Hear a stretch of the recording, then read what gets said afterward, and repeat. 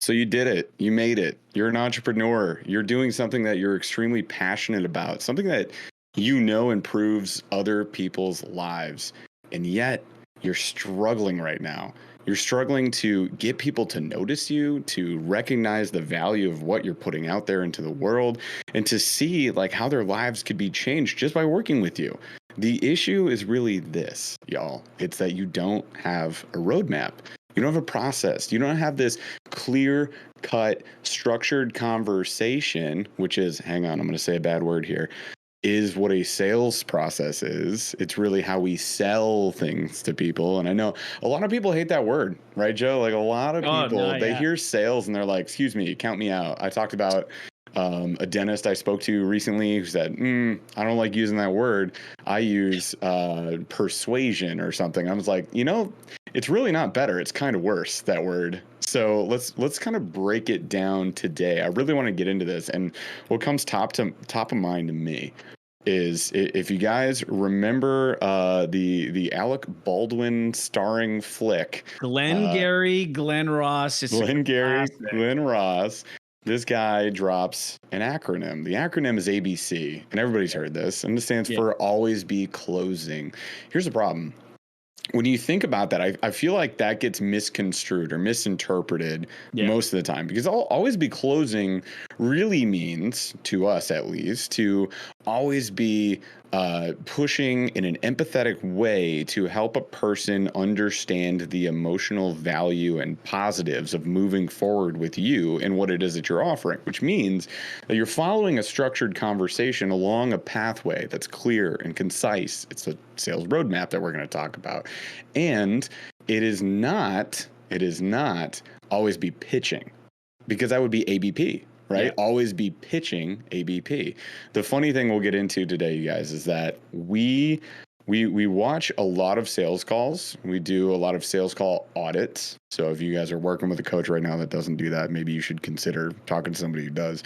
But we watch you trying to sell your thing that you're passionate about to people. And what we can do from that, just like game film, is that we can analyze the data. We can find precisely where you're effing up, where things are going wrong. And then we can present it to you in a positive way, because it's not, here's where you're messing up. It's, here's your greatest opportunity for improvement. And one of the things that we find is, without that structured convo, people are just throwing a pitch fest. Like, it's like, whenever I feel like it's right, you get your vibe and you're like, oh, it's a buying signal, I'm going to pitch right now. But like, why do you think that's happening, Jeff? I mean, when you think of it, why are people, why would somebody who's listening or watching this right now go, I'm doing that, or I'm failing and I'm not getting sales, or people are resisting, or they're throwing objections at me? What, in your opinion, is the reason that somebody is always pitching? I think honestly, they're nervous-sighted. That's nervous and excited people. They're nervous-sighted. So they're like, I want this person to sign up with me. There's always this, in your gut, you're like, I need to make a sale. Like, I got to make a sale. Right. So everybody wants to make money. Internal pressure is up, right? So you're stressing. Your pressure is on you, that you're putting the pressure on yourself. So they have that pressure up. They're, nervous that this person won't be excited by what you're offering, which obviously you're very passionate about, you care very much about. So, it hurts when somebody doesn't want to like buy from you because they feel like, oh, they don't like me. Oh, they don't like what it is that I'm offering. It can feel that way. I totally get that, because I've been there. I've absolutely been there. I still get that feeling from time to time. It's something you can't really avoid. It's kind of natural. And then they're excited at the opportunity to make this sale and gain a new client. So it's like that nervous-sided energy starts hitting them, and they're like, I just got to pitch. Like, I just got to, and start now. Have you ever met anybody who's looking to help you, and yet what's happening is they're trying to convince you instead? Yeah, absolutely. So that's the problem with ABC. It's always be closing. People are always being convincing, and it's like, don't try to convince me.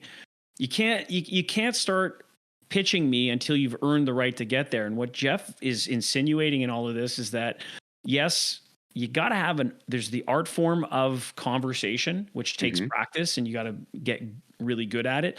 And then there's the structure of it, just to understand that, hey, this is the recipe, this is the blueprint, this is the roadmap. And if you had a roadmap, you'd understand that, wow, I can't get into mentioning prices or going over specs or talking about what I have to offer in terms of the outline of my program before I even build a relationship with this person or people or company. So I mean, I think of people that are in the health practitioner side, people that are with, whether you're a doctor, a dentist, a health professional of some kind, a health practitioner, you can't get into how long your program is and what you do within your program until I find out who I'm speaking with. Like, so who are you? What are your challenges? And then really get into understanding how they feel. Yeah. And so what I just did an audit with somebody. I just did a review of their call. Took a lot of courage for this. And this is a woman who's a CEO. She's been in sales for a long time and she coaches other CEOs. And what was interesting was she's so passionate about what she does. So she's a believer in what she has, which is critically important. So imagine you're having a conversation like she was with another very powerful CEO, like powerful personality, people that have been around and they're in like that 8-figure world.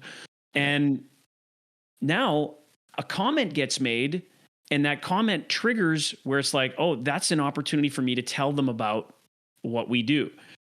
Telling isn't selling. So if you followed the structure, you could take a note of what they said and reference it later and keep on track.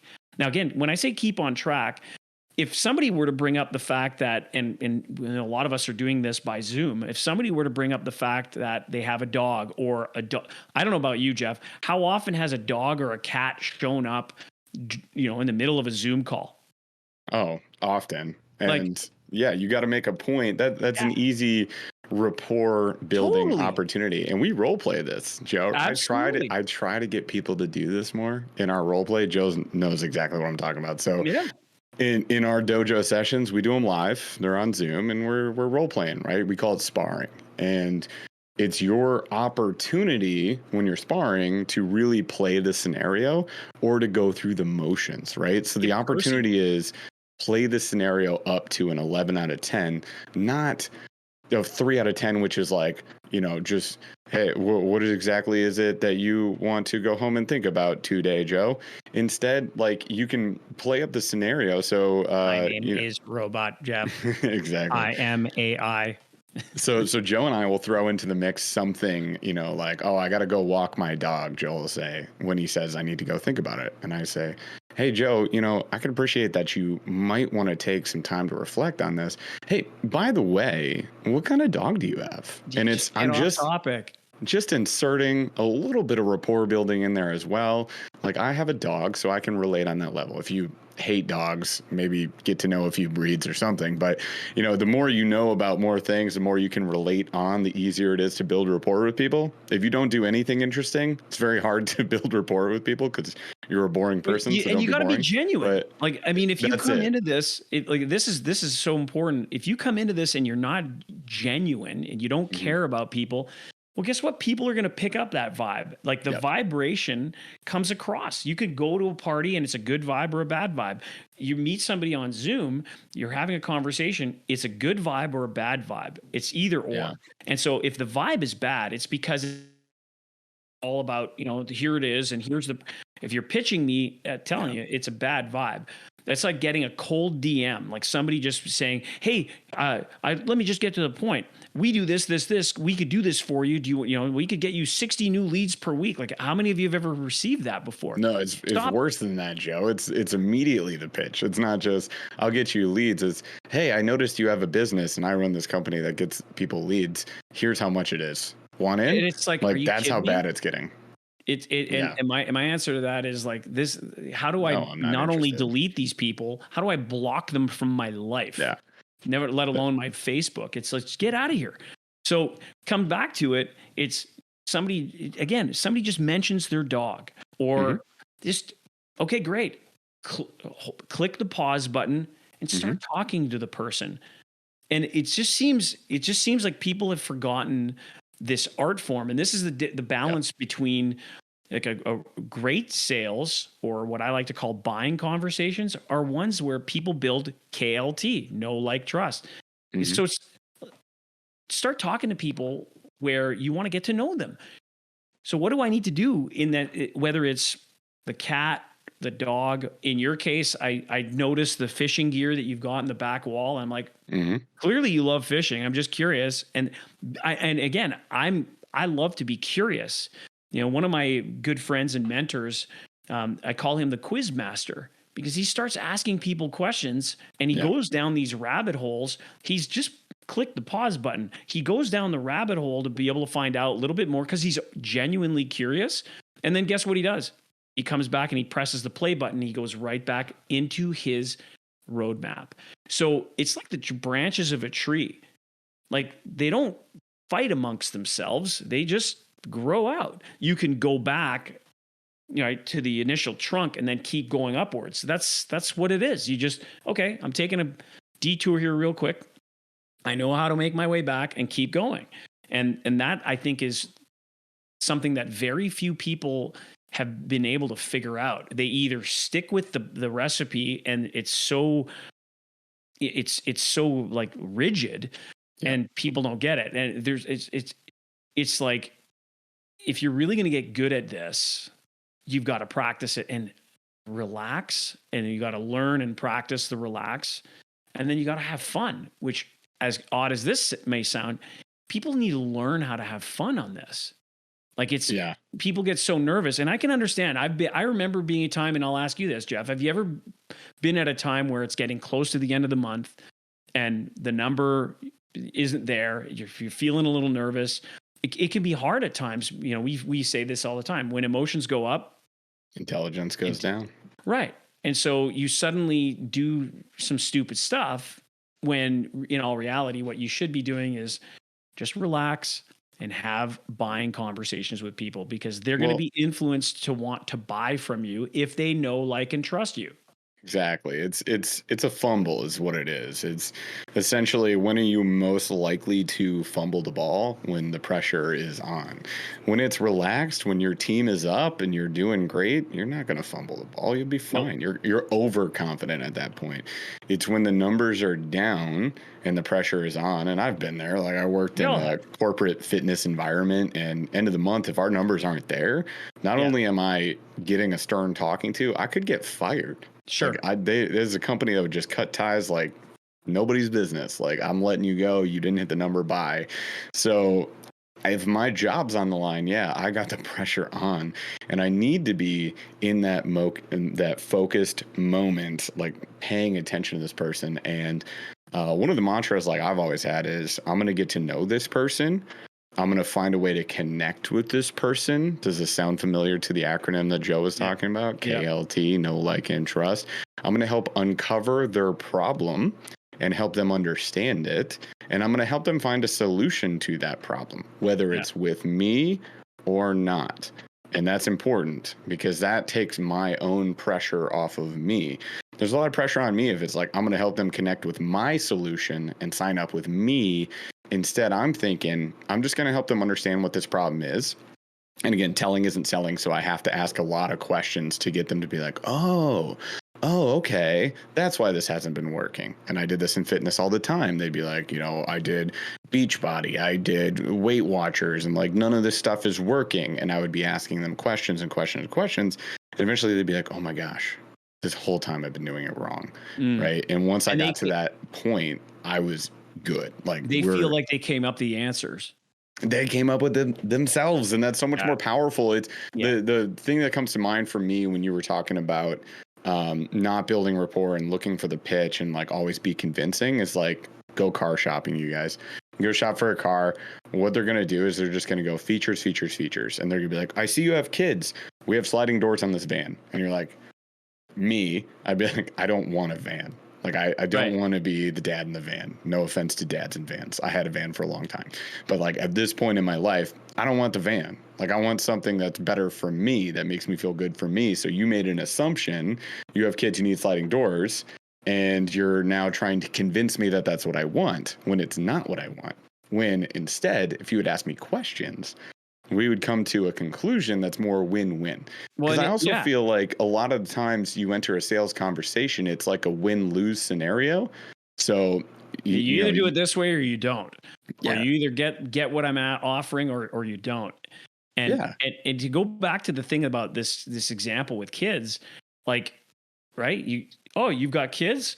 How old are the kids? If the kids are there, I would personally stop talking with you and I would start talking to the kids because these are little humans.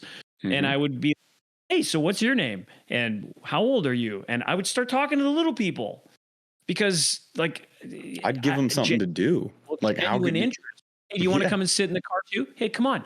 Like have fun as opposed to like I've seen people do this in health and wellness where they're so focused on, one person as opposed to the couple.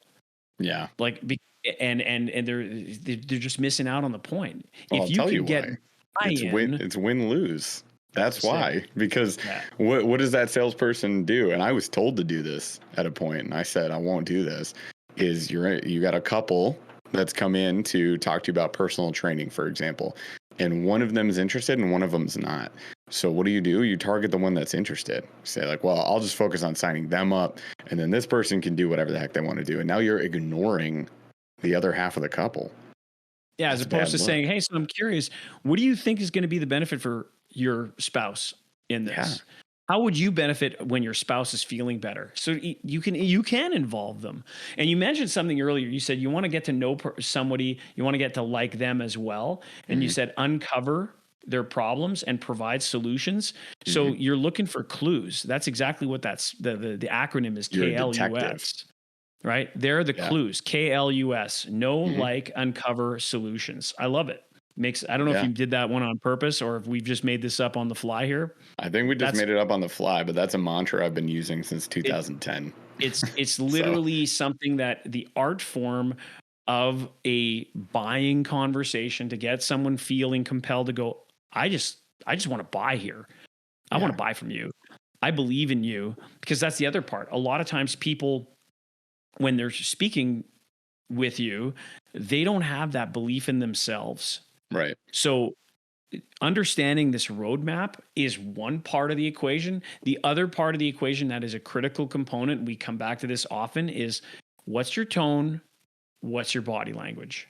Because if you don't have those right, I don't care what the words are. The words are only 7% of the solution to the actual problem. The actual problem, and we were talking about this yesterday live in our live classes, live session. And I was talking to someone who's a black belt who was not doing it right. And I said, okay, stop. How important is it for you to get the problem solved now? As opposed to how important is it to be able to get that problem solved now? Like there's a huge difference in terms of conviction. Right. And again, even if you had the roadmap, even if you had all of the perfect scripting, there's so much more to this, and it requires practice. So that tonality, that conviction, that feeling, like the unintangible piece of this right now is unless you can feel it yourself, people, again, pick up on the vibration. People pick up on what's the vibe this person's giving me. When the vibe is good, they're going to move forward.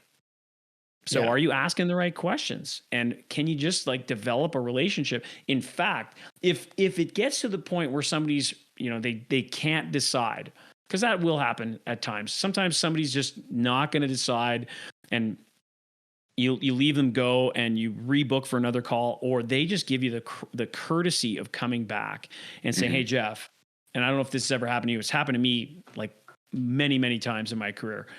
Hey, Joe, listen, man, I just want to give you the heads up. I spoke to someone else and they have this, and I'm just interested in finding out what, you can do instead, or what. And then instead of me going my price versus their price, or my program versus their program, what I end up doing is I go into my differentiating value and bring them back in. But what's interesting is they've come back to me out of the fact that they respect me.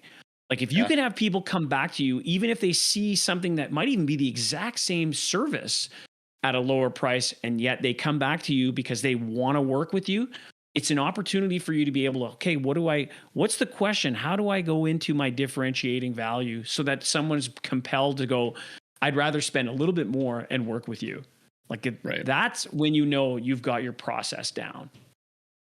Yeah, 100%. And, not only do you need to practice how to handle objections, but you need to practice the process. You need to practice how to discover or uncover this information from that person. How to build rapport takes practice. So we'll how about getting to that place? How about getting to that place, Jeff? Sorry to interject. Yeah. Where you've done such a great job where there are no objections. I mean, it's happened to a lot of us. When you get so good at this process, and I'm not saying objection elimination 100% of the time. I'm saying that you've got it down so good where you can replicate it where no objection. That's great. And then, an objection, and you know how to handle it. So I'm going to say objection prevention, not elimination. Get it down there, your discovery. And Jeff, you've had this. How often even in the last year, where somebody you get on a call with and you get to the end of your roadmap and there's no objection. It just, that part gets skipped. How often does that happen to you? A couple dozen times. Yeah, probably. It happens. Which is great. Yeah, exactly. Like, so that can be a game changer. And then you're like, what did I do differently? And that's where like a sales audit comes into play, whether you audit it yourself or you hand it over to a coach or something like that, and they can look for it like, oh man, I love what you did here. Yeah, here's what you did really well that time. Or sometimes it's just a laydown, and like there's not always a pattern to it. Sometimes people just show up. And we've had that show plenty of times. That doesn't really count. They're like, I've watched enough of your content. Like, I'm good. You don't need to say a darn thing. Go ahead and take my card right now. Yeah. That's the buying signal that you actually finish your pitch with, but other ones not so much. So let's kind of wrap up for today with just a little golden nugget, kind of a preview, if you will, of this sales roadmap. And the way that we look at this, you guys, is there are 5 parts to it. There's a lot of stuff that goes in depth on each one of these parts, and we could talk at length for weeks and weeks and weeks about each part. We're not going to today, obviously, but here's the overview, the 30,000 foot view, if you will. Your sales process, it needs to have these 5 parts. Number 1, you got to know how to build rapport. If you're not likable, if you're not relatable, if you can't connect with people, you're already working uphill in the snow both ways. Just like Grandpa used to walk to school. Like, that is the way that you're selling. Don't do that. We didn't have coats back in the day. Exactly. It was cold and we loved it. Like, you gotta, I'm sorry, sales is a people person sport. Absolutely. Like, you gotta be a people person. Absolutely. So you build rapport. Number 2, you gotta go into discovery, which means you have to spend a fair amount of time. And I say fair amount of time because it could be 5 minutes with one person and an hour with another person. You have to spend the fair amount of time to properly uncover what this person's desires and problems are. Like, what is really the issue here for them? What problem are you solving? Because if you don't know what problem you're solving, if you try to solve the wrong problem, they're not going to sign up. My dad van situation, right? You're solving the wrong problem. I don't need the sliding doors. You didn't ask me enough questions to uncover what I actually wanted. So you need to know the true problem, or problems more preferably, that you can solve. So you need discovery. And then we go into our transition, right? So once I've built a rapport, we're likable, we've connected with this person, we've developed what we call KLT, know, like, and trust. We've uncovered the right problem or problems that we need to solve. Now we need to get to our pitch. However, you don't just pitch. You don't be like, all right, great. I'm glad you said that. This is the right vehicle for you and you need to start here, right? Or, okay, I know that you want to lose weight. Here's the right plan for you, right? You don't just go right into that. You need a transition. During that transition, you're probably going to do a few checks to proceed. And we're going to make sure that we've gotten all the information that we need, that this person understands, we're about to talk about what we're going to offer. We're going to probably ask for that permission to move forward with the presentation. Like, hey, As long as I've got all the information that I need here, are you okay if I go ahead and show you what we have to offer? And we could show you guys that in another episode. Yeah, we'll get, like I said, we'll get more in depth into this in the future if this is something that interests you guys, and I'm sure it does, because there's many people out here who are missing all 5 of these 5 parts. So everybody needs this stuff. Yeah. Some people, you don't have a clue, and it's not your fault. Like, if you had 0 sales experience, you found something you're passionate about, you started a business around it, it's not surprising that you don't have a sales process, but you have to recognize that it's not magical marketing that's going to solve all the world's problems. It's you having a process. Exactly. Stuff doesn't sell itself. As much as we'd all love to believe it does, it doesn't. So we transition smoothly to a pitch. Your pitch is going to be where you actually present the benefits of working with you, not the features, the benefits. It's not, this training program will help you lose body fat in 6 weeks. Like, what's the benefit? It's a 12-week program, and we meet every other day, and then there's 45 videos and 3 workouts a week. I'll check out with you 3 times a week. No, the benefit is I've got you. Like, the beauty of our program is over the next 12 weeks, you're not going to have to change your lifestyle very much at all. And you're going to have a guide, me, who's going to help keep you accountable to your program. You're going to have fun. You're going to integrate it naturally with your everyday life, and you're going to get the progress that you want. Sound good? Like, I am laying out the benefits to you. Most people getting into a fitness program, for example, are afraid that it's an elimination program. It's like, all right, first thing we're going to do is I'm going to get in your fridge and I'm going to throw everything you have away because it's trash. I'm going to then help you buy all your groceries. You're going to do exactly what I say. You're going to wake up at 5 a.m. every day, and you're going to work out for an hour. And then later in the afternoon, after you get home from work, instead of winding down like you used to, you're going to step onto a Stairmaster for 45 minutes, and you're going to get your cardio in at that point in time. Like, nobody wants that. Don't sell me that, right? That is not a winning solution there. I'm going to say, it's a lot of work and I'm scared to do it, and I know that I'll fail. So, see you later. It's a different pitch too. I mean, I know of people that have been very successful. Instead of telling people what exactly they're going to be going through, they simply say, here's the thing. Everything's failed in the past for you, right? Here's how this is going to work. During their pitch, they literally go like they'll put up a specific section of their presentation and they'll say, this is a dictatorship. And all of a sudden it's like, right? And it worked again. For them, it works, Jeff. It's really bizarre because when they say this is a dictatorship, in other words, what I say goes. When I ask you to do something, you need to do it. Do you have any questions about that? And for some people, it's like, I'm out. And the coach in question is like, that's okay, because they claim that this is a dictatorship. Dictatorships obviously aren't for everybody. The point that I'm making in this context, what Jeff is talking about, these steps that are in this roadmap, you need to be so confident in what each step represents. And it has to be crystal clear so that there is no question as you walk through your presentation. There can't be any questions, because the more questions there are, the more objections that you end up having. And so we want to help you with objection prevention, so that, because you're still going to get, that's part of these steps. Keep going.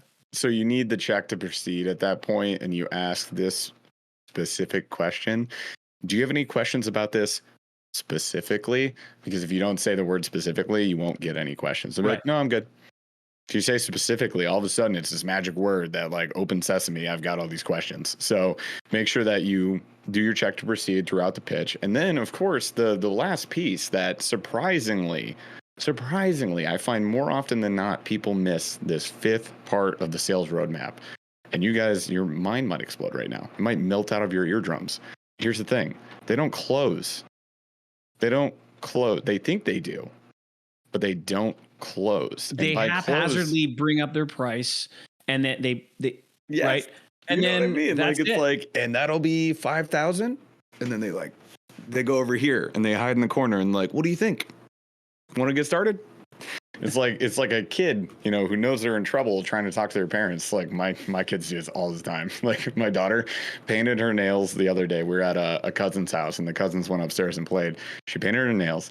We didn't notice. Next day, my older daughter comes out and she's like, oh, you won't believe what Olivia did. And then Olivia runs in the bathroom. She locks the door and she's like, nothing's happening in here. And we're like, what did she do? And we go in there and she's like, oh, nothing. You don't got to worry about this. Nothing's going on. We open the door and she's just like, I painted my nails. I'm so sorry. Like, I'm so sorry. This is $5,000. Oh, I'm so sorry. Is that okay? Yeah. Like, this is how a lot of people are closing. You don't want to do that. We need to have that conviction. Like, I want you to be like, yes, I painted my nails. Don't they look dope? I want you to be like, this deal is amazing, right? Let's get you started right now. Better yet, the thing that blows most people's minds in our program, I'll give you a free gold nugget today, option close. Have 3 options on the page. You're price anchoring. You're going to up your average sale value every single time just by having 3 options there from high to low price. So we call it best, better, good. And you're in descending order. And you say, which one of these is the best option for you? I'm not saying, do you want to start with me? I'm asking, which way do you want to start with me? That's it. And it's extremely effective. I've been closing that way since 2010. Like, that is the only way I close. If I work for a company that doesn't have options, I make options. So you just make options. Which way do you want to start? It's you're already here. I've been able to figure out that we can help, that I can help you. Mm-hmm. So how are we getting started? And better yet, which way do you want to get started? I like it. Yeah, it's anybody I talk to who's having a lot of trouble, especially with sales teams, closing, I say, let's create some options. We do. Closing goes up automatically. Average value per sale automatically goes up. It's a guaranteed thing. So if you're struggling, there you go. There's a free thing you can do right now. Make 3 options, price anchor, and ask which of these options fits you best. So we'll close out there. That's the 5 parts right there of the sales roadmap. Think about this, you guys. Audit yourself right now. What are you missing? If you're missing any of those parts, you got a problem. You got a hole in the ship, and the ship is going to go down eventually. So do you want to patch that system up? If you do, let us know. You can always reach out. Just hit me up, Jeff at sosdojo.com, and we'd be happy to chat with you. We can book a free call, see if it's a good fit for you.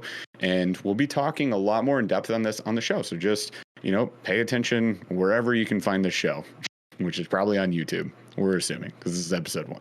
So I have no idea where this is located right now. But yeah, thanks for listening / watching today, you guys. And we'll keep dropping more stuff your way very soon.